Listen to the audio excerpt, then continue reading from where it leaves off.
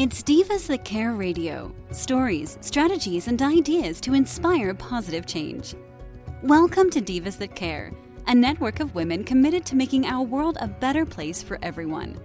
This is a global movement for women, by women, engaged in a collaborative effort to create a better world for future generations. To find out more about the movement, visit divasthatcare.com after the show. Right now, though, stay tuned for another jolt of inspiration. Welcome, everyone, to the Divas That Care Network. I'm your host, Amy McKenzie, and today's show, The Wow of Women, features the remarkable journeys of women whose powerful and extraordinary choices positively impact other people's lives. Today's guest, Tyler Cole, is probably going to just walk right into your heart. She's an incredible young woman. Let me tell you a little bit about her before we bring her over. Tyler is a 29-year-old gal living in Woonsocket, Rhode Island. 4 years ago, Ms. Cole was 206 pounds and diagnosed with major depression and PTSD caused by trauma, which you will definitely agree was qualified due to her past circumstances. Ms. Cole went on a fitness journey and lost 50 pounds while also dealing with a mental illness. Today, she's using her method of healing to help people who are experiencing similar struggles as herself. And that's why the topic for today is Fitness, My Saving Grace. Tyler, thank you so much. Welcome to the show. Thank you so much, Amy, for having me. Yeah, no, it's wonderful that you're here. Yeah, I really appreciate that you are willing to share your story. We focus on this show with people who have really experienced extraordinary challenges and could have gone down the road of, self-pity or just letting it stop them and not pursuing their dreams, much less make a difference for other people. And you have taken the high road, without question. And I was so inspired by your story. I really felt our listeners will benefit much. And so I'm going to ask you to kind of go back to the very beginning because your story starts very young. Where did you start life? So I was born in Monrovia, Liberia. It is on the west coast of Africa. I was pretty much a war child. So basically I don't remember anything but war. So I immigrated to the United States in 1999. All right, hang on. Too fast. Hold on. We're not done with you yet. Okay, because many of us, certainly in this country of the United States where we're doing this show, have no idea what it's like to be a child of war. So I'm going to have you just, share some of that. This was up until what age that you were in Liberia? I was in Liberia until the age of 8. So, 8. So the first, most formative years of your life. Yep. They say our character's formed in the first 6 to 8 years of our life. So I was in Liberia. Well, let me just say, in Liberia until the age of 6, and then went to Sierra Leone, and then to Ghana. 8 years of my life was spent on the continent of Africa. But yes, all during war. All during the war. So, like I said, I knew nothing but war. Share with us some of what happened to your family. Whatever you're comfortable sharing. All right. So, from what I can remember, my father, when the war started, we were still in Liberia, and my father was part of the army. So, and if you don't know about the Civil War, it was just basically a tribe against tribe, and basically kind of trying to see who ruled over the country. My father was part of the army, and during that time, he had gotten visa to come to the United States, and when they found out that he had gotten a visa to come, he was killed by his friend. And when he was killed by that friend, they basically brought the body to us, to his children and his wife, and left the body with us. and all that trauma was too hard on my mother, and basically she lost her mental state, and due to that fact, we were left alone for a while. And while going through that process, Wow. I was going to so many different homes, like living with so many different people. And with that came rape. So I was raped at the age of 4 by one of the people that I was given to live with. And when we left that situation, I was picked up by another aunt who took us in and went to Sierra Leone with us, and then to Ghana, and then brought us to the United States. When we she rescued came you. to the United States. It was you and your brother, Yes. right? You had a little brother, is that right? Yes. Yeah. And let's just go back for a minute before we come to the United States. Mm-hmm. So the friend of your father, was this something he was ordered to do? I believe so.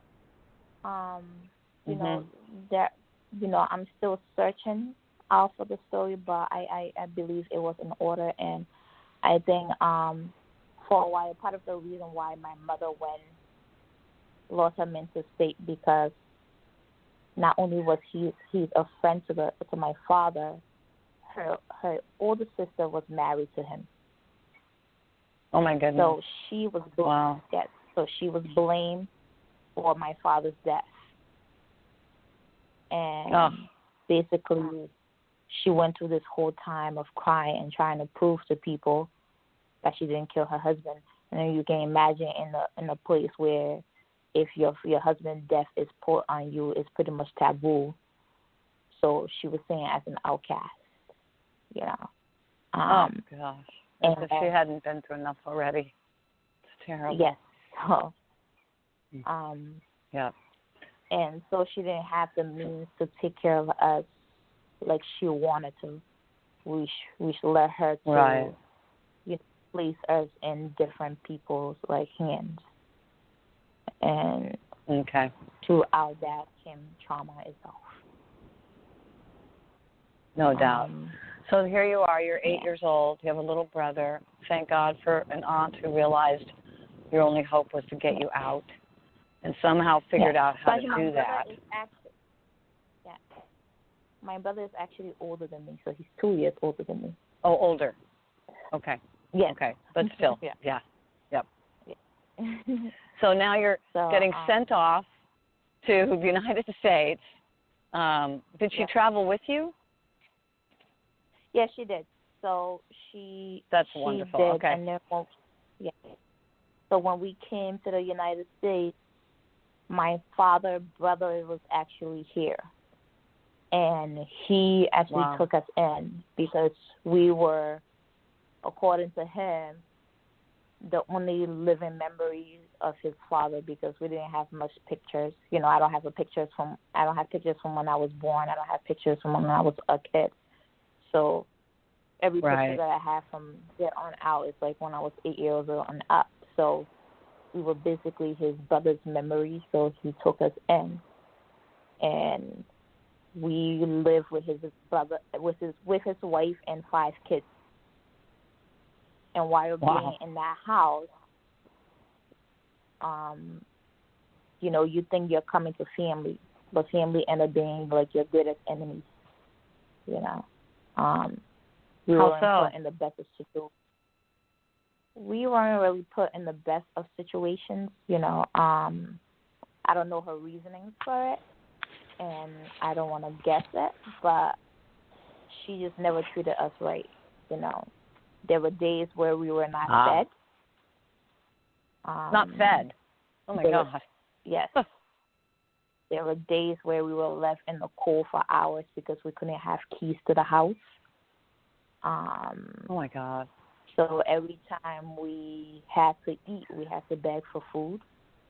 And then every time, like, you know, so I'm just this kid walking around, you know, imagine you are 8 years old, going to school, don't know how, you know, to deal with life, don't have a mother around, don't have a father around, and don't know how to take care of yourself.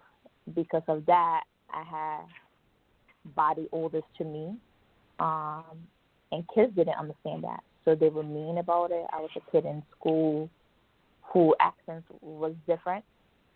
And then I didn't even have the best smell in the world. So I was a target of bullying. I'll bet. And kids, Yep. So kids can be mean sometimes, but they can be very mean. I was also outcast as a young child because if there's anything different about your family circumstances, you will be singled out. So I can only imagine what they would have done to you, particularly in light of what we're seeing in our country today. You know, not only was your accent different, but everything about you was different. And, I can only imagine. And so your uncle now, he must not have, did he know what was going on? No, he didn't. He worked a lot. So I didn't really get to see him as often as I wanted to. At times I thought I felt like he knew what was going on. But then because of his family, he couldn't really say much because he wanted to keep his family together. And one of the times that I remember was he was on his way to work, and I was upstairs because we used to live in like a 3-story family house. My brother and I were kept on the 3rd floor. Basically was where we spent our days and nights and everything else. And he and his wife lived on the 2nd floor, and then another family member lived on the 1st floor. And he came down on the 2nd floor, and he called me downstairs, and he was like, "Oh, come for $10 to buy you food." And while he giving me the money, he had tears in his eyes. So I felt like he probably knew what was going on, but then he probably felt like he didn't have the power to do anything about it because he didn't want to lose his kids. Right. And wow. So we were in that situation for 3 to 4 years. Sequestered away, and 3 or 4 years, and you were not included in, obviously, with the other children, treated as separate, placed as separate, and kind of had to stay to yourselves, removed from the other children, is what it sounds like. Wow.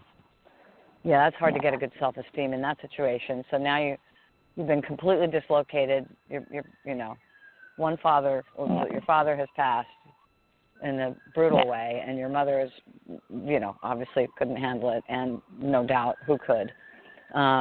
And so here you are, and you come into a situation where you're not wanted at home, and you're not wanted at school. That's really a lot to bear as your whole childhood, basically. So this goes on for 3 or 4 years. So now you're 12 or 13. Now what happens? So at 12 or 13, he finally decided to move us out of the situation. And one of the reason why he had moved us was when I finally moved out of the house was so she wasn't buying me clothes or anything. So she had thrown some of her clothes out of the that she didn't want to wear, and one of them was a few of them was old underwear. So I decided to take the underwear out of the trash to wash and use myself. And when she found out that I have done that, she became very angry. We were both standing on the stairs of the basement, and she's saying stuff. And at this point, I think I'm 12 years old, I had it with her. So for the first time, I decided to talk back. She didn't like it. I found myself at the bottom of the stairs because she pushed me down. Oh my God! Oh, jeez, Tyler. So then, wow. And then her only way she knew that she could stop me from doing anything was to stop me from going to school. Because at that point, school was my escape. So she tried to lock me in the house. And that day, finally, for some reason, she had gone out to get something. and then I ran out of the house. And when I came back, my uncle decided that enough was enough, and he placed us with a family friend. Wow. And I lived with that. Was it finally a good thing? It was finally a good thing because she was 100 times better. So, right. Oh my goodness. Yeah. So, that when I escaped that situation, let me just go back to that because my brother had left the house before I did. He left 2 years before I did. So I was just in that situation alone for 2 years. Oh, that's terrible. Yep.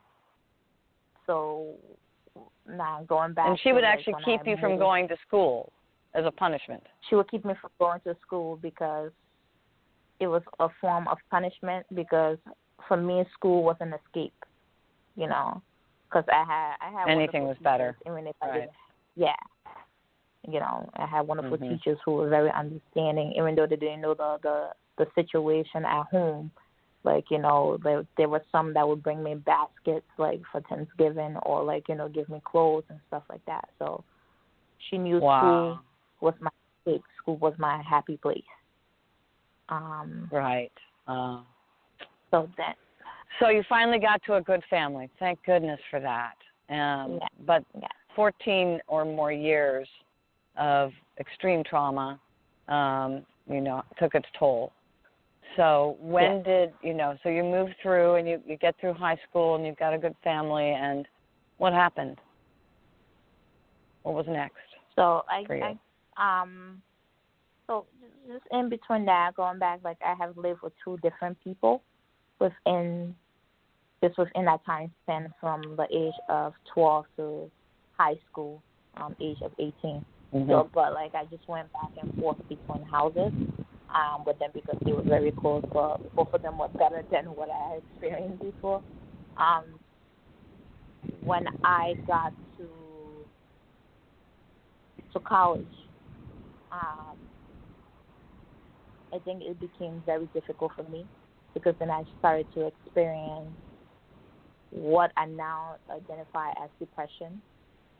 I end up finding like some of my family members, because I do have other brothers and sisters that are back home.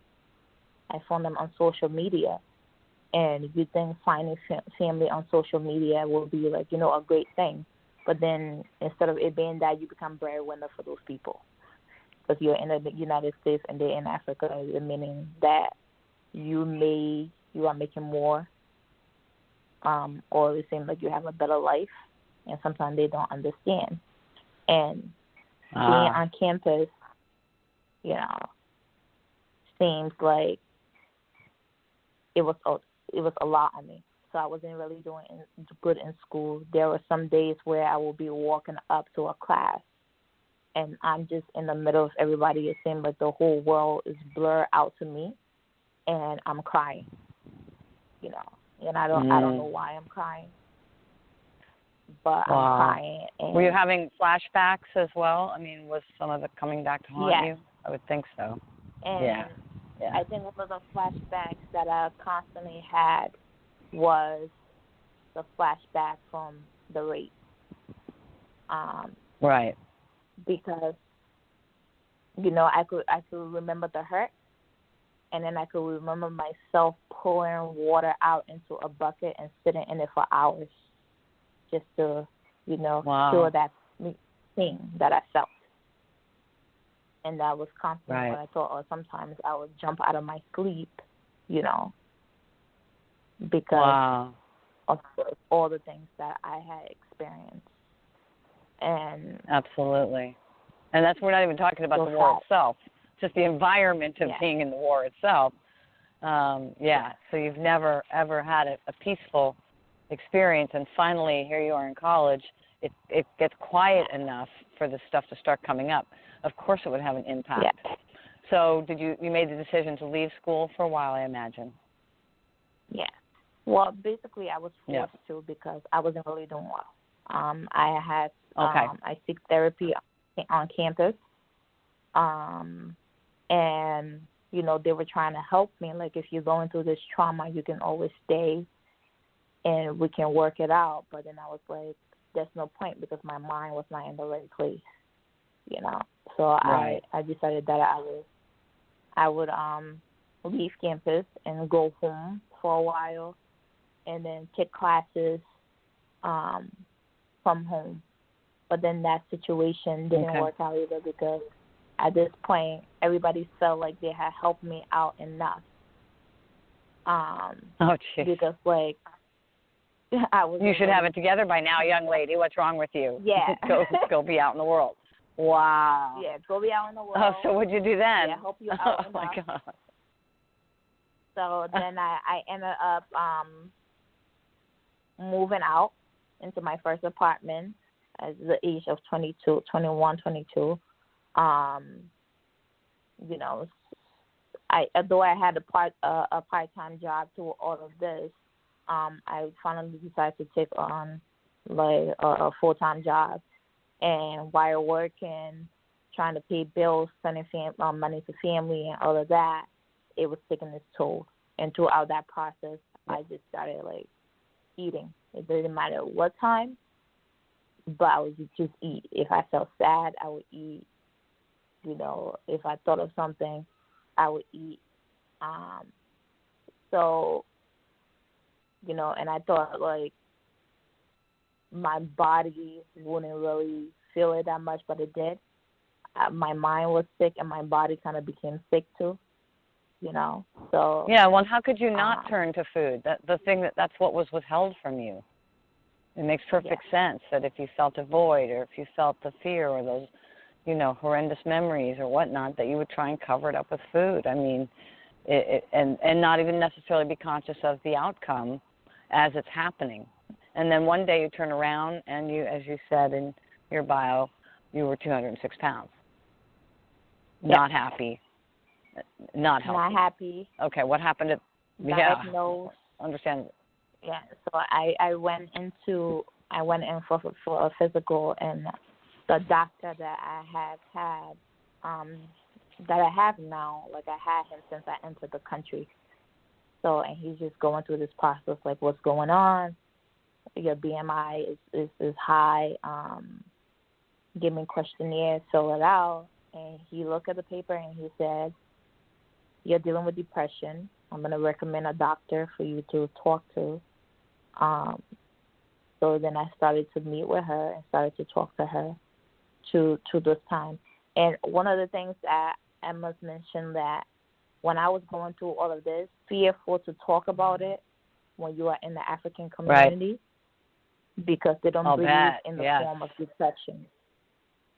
So, in the form of what? Deception? They don't believe in the word depression. Oh, depression. You know, and here you've got PTSD, the most, severe case of depression. Yep. Okay. Yeah. But wow. So it took a while for you to open up then. Yes, because if you say it out loud, you tend to seem crazy. So with that fear, I kind of held it in for a while, because you can't really tell people, "Oh, I'm depressed," because they feel like you're whining about something or you're complaining about something. So, you know, you have to hold it in a lot. Even if you can't really tell people, "Well, I'm going to see a psychologist," or "I'm going to talk to somebody," because for some reason it's just, you know, you just seem crazy when you tell people. Yeah. Yeah. Right. So this doctor helped you, obviously. Well, do you remember, what was the defining moment that had you say, I'm going to turn to fitness, I'm going to turn to nutrition, I'm going to get better, I'm going to do this? How did you find the strength in yourself? Obviously the doctor helped, but was there something else as well? Yeah, so, getting out of bed sometimes and you look in the mirror and you're not feeling good about yourself, or finding it like to be a struggle to do things. So, I was talking to a friend, and she ended up introducing me to another person who is my fitness coach right now and my personal trainer.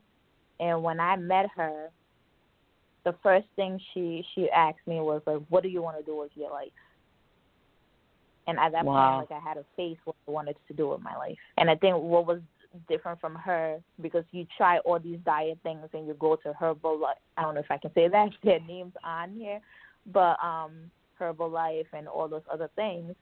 What was different about her was she wanted to know my story and she wanted to know where I wanted to go.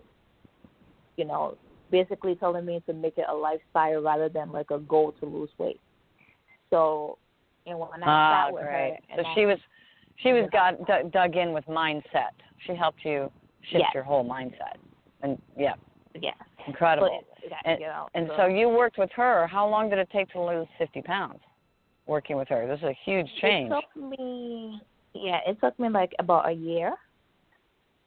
Okay, to lose so that was the healthy. Weight. Yeah. So and you know, it was always like patience. Because when I started working with her, like I would hit her up and I'd be like, "Oh my God, Nadia, I'm not losing as much weight as I want to." She's like, "It's not gonna come that fast, Tyler. You know, certain times you're gonna build muscles and certain times you're gonna do this. You know." And like one of the, like I said, why I like working with her was she would send me these motivational speeches and all those other things because I think she felt like as much as I was getting my body into shape, I needed to get my mind into shape. You know. And that made the difference for you.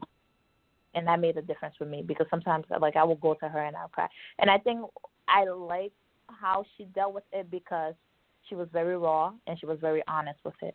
Because sometimes when I would sit and cry about my situation, she would tell me, she would say, "You can sit and cry about it at all times, but if you're not doing something about it, but then you are crying in vain." You know. So right. Well, so she was tough love. That's great. Yeah. Yeah. So she's like, get a notebook, write some things down. I will introduce you to people. You know, come to this group. Let's talk, you know, like every once in a while, and then like, you know, joining book clubs and all those other things. So basically, while I was working on my body, it forces me to work on my mind. And even what was your favorite book during that time? Would you say, like, what made the big difference? I've always been into poetry. Rupi Kaur, Milk and Honey and the Sun and Her Flowers, I will read, you know, just going through that poetry motion because you just go through the time of sadness and happiness and all this other stuff. So when you get to see those things happening, like you're like, okay, you know, there is hope for happiness because during my time of darkness, one of the things that I would cry out for it wasn't for money, it wasn't for a house, it was just an ounce of happiness if I could feel that.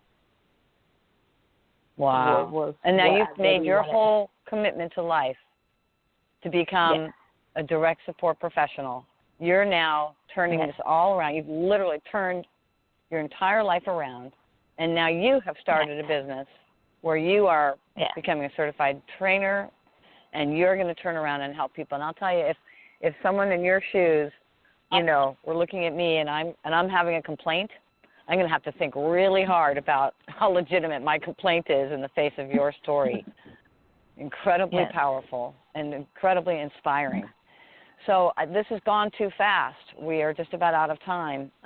We'll have to bring you back but I just want to say, leave us with, you know, one parting thought, you know, based on your experience. What would you tell someone in your same situation? You are not that you'll find them many here, but yeah. Yeah, so I mean, what I can tell people is like you are not the situation you were brought into. You know, we all have the power to shape our lives and to not indulge in the pain, even though sometimes it feels like that's all we can remember and that's all we can feel. Just believe in the power of your mind and believe in your own strength and believe in the freedom that you have. You know, so. Yep. You are not your situation. Those are wise words. I can't thank you enough, Tyler Cole, for sharing your incredibly personal story with us. In closing, I just want to thank you. You're remarkable. Our listeners, our producer, Candace Gish, who defines divas to mean a courageous woman, and that is you. Please visit divasthatcare.com. Thank you so much. Share more stories. And then, I'm so glad to have you. We invite you all to add your story. Add your voice to the conversation. With that, signing off, everyone. Tyler, thank you so much. We so appreciate you. Thank you so much. Good night, everyone. Thank you. All right. Take care, everyone. Till next time. Thanks for listening. This show was brought to you by Divas That Care. Connect with us on Facebook, on Instagram, and of course on divasthatcare.com, where you can subscribe to our newsletter so you don't miss a thing.